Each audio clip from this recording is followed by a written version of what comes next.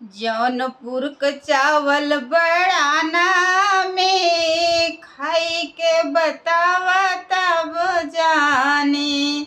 जौनपुर क चावल बड़ा नामी, खाई के बतावा तब जानी। चावल खाइले ससुर कवन भैया, चावल खाइले ससुर कवन भैया। जाई के कहेले अपने दीदिया के अगवा, उनहु के आवे मुख पानी। खाई के बतावा तब जानी, उनहु के आवे मुख पानी। खाई के बतावा तब जानी। जौनपुर क चावल बड़ा नामी, खाई के बतावा तब जानी। जौनपुर क चावल बड़ा नामी, खाई के बतावा तब जानी। चावल खाइले भसुरु कवन भैया, चावल खाइले भसुरु कवन भैया।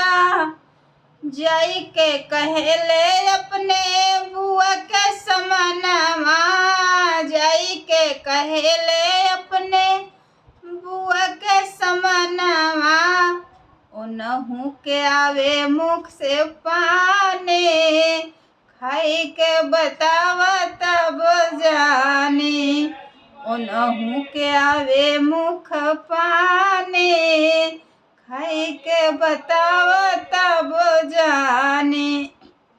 जौनपुर के चावल बड़ा नामी, खाई के बतावा तब जानी।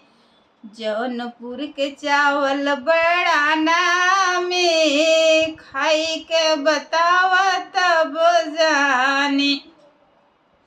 उहै चावल खैले देवरा कवन भैया, उहै चावल खैले देवरा कवन भैया। जाई के कहेले अपने दीदी के समनवा, जाई के कहेले अपने दीदी के समनवा।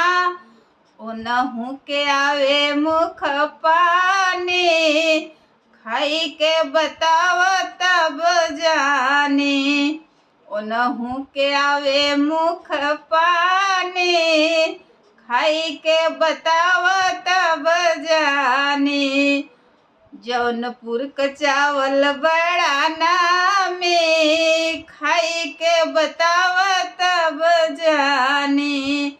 जौनपुर के चावल बड़ा नामी, खाई के बतावा तब जानी।